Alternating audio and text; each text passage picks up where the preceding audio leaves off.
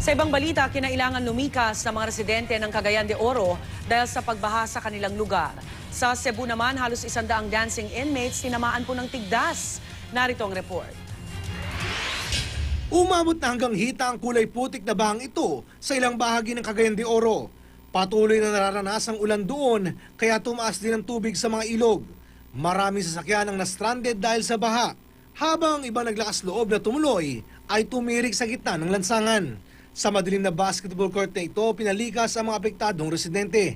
Sanay na raw silang lumikas dahil madalas talagang bahain ang kanilang lugar. Barado naman ang Matigol River sa Arakan, North Cotabato dahil sa mga gumuhong lupang bumagsak sa ilog. Ikinabahala ito ng mga residente lalo na't posible ito magdulot ng pagbaha sa lugar. Plano naman ng lokal na pamahalaan na hukayin ito para makadaloy muli ang tubig.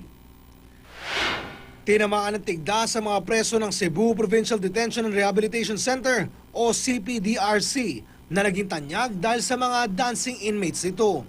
Diniklara na ang measles outbreak doon dahil umabot na sa halos 100 ang nagkaroon ng sakit.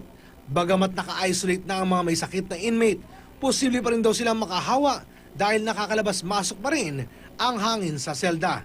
Pakiusap tuloy ng pamunuan ng bilangguan, magtayo ng klinika roon para maiwasan ang pagkalat ng sakit. Para sa unang balita, Oscar Oida, reporting.